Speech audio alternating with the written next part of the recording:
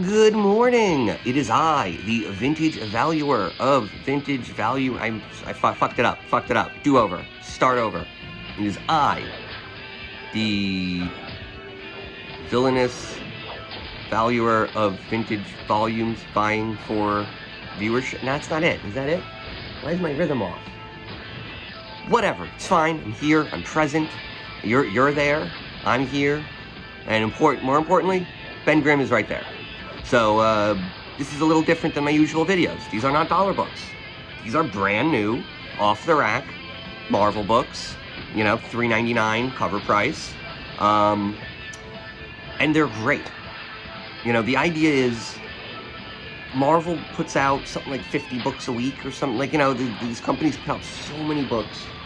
And, you know, you hear people talk about something in a positive way, and you go and you buy the book, and you read it, and it turns out it's bad. And then you kind of got to go back to how were they talking about it? What were they saying about that book that was good? And there's a thing called sentiment analysis that is a big deal on social media. The idea is, well, how do bots know if you're agreeing with them or not? I'm supposed to call it AI, but I don't believe in the term. It is not true.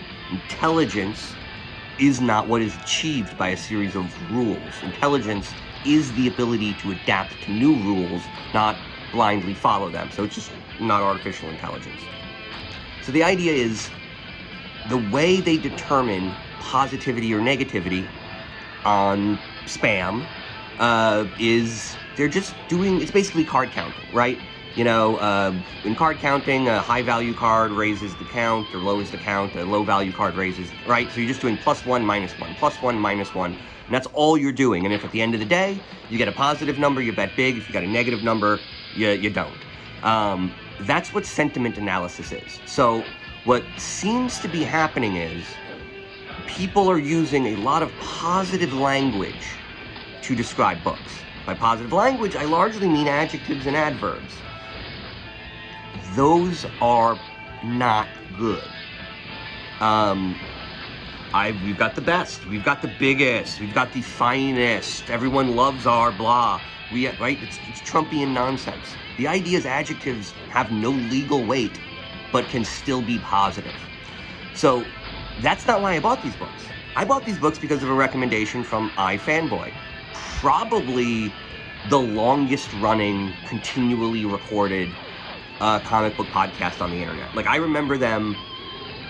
think I remember them before Revision 3. I don't even know if that's true, but I remember, like, I was very active in the Revision 3 community. I played Warcraft with the Totally Rad Guild and all this. Like, these guys have been around forever. Love them. Great radio vibes, great radio voice. And so they exist in this standard comic book marketing universe, right? Where they have to kind of promote stuff to be a viable platform. So the idea is they talk a lot about how good modern stuff is. And a lot of times they talk about how it's great and how it is amazing and how it felt like a classic comic and all these weird, vague, kind of adjective-y kind of things. Well, that's not how they described this.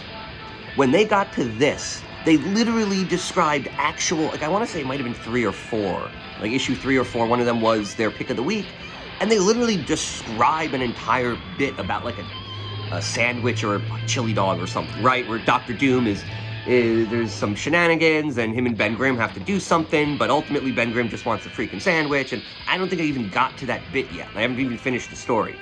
Basically, I heard this review, went to the store, bought issue 5. When I opened the first page, the first page of issue 5 was so up my alley that I realized I was going to have to buy the first 4. And so, like I said, they described an actual bit from the book, like in a linear fashion, and if you liked what they were describing, you would like the book. It is very different than someone saying this is a 9.0. Saying something is a 9.0 out of 10 is completely meaningless.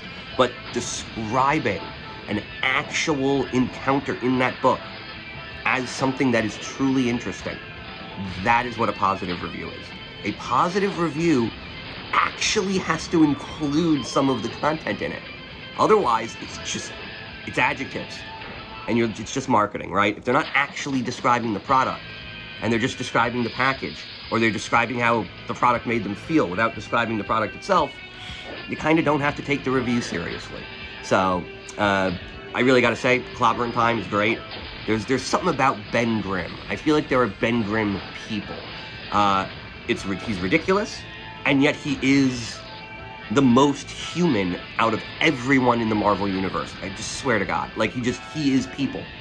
You know, the way he interacts with his family, you know, there's so much going on. Like, these characters have dimension, you know, and it's got, you know, it kind of just feels like it's classic, you know, Marvel 2-in-1.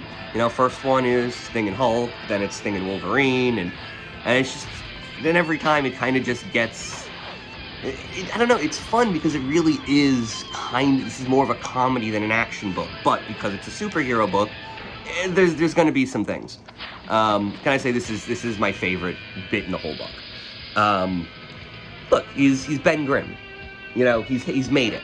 You know, he's going to try to do right by his people, so he's given Aunt Petunia, and I guess Uncle Petunia, a massive check. And of course, the first thing they say is, "Oh my God, you ain't on drugs, are you?" And they refuse to accept it. And he says, "Look, you got to." This is my favorite part. He says, "Hey, just go buy a Winnebago. Have some fun. You all deserve it." What is their response? "Well, I know a Winnebago dealer who's going through a rough patch."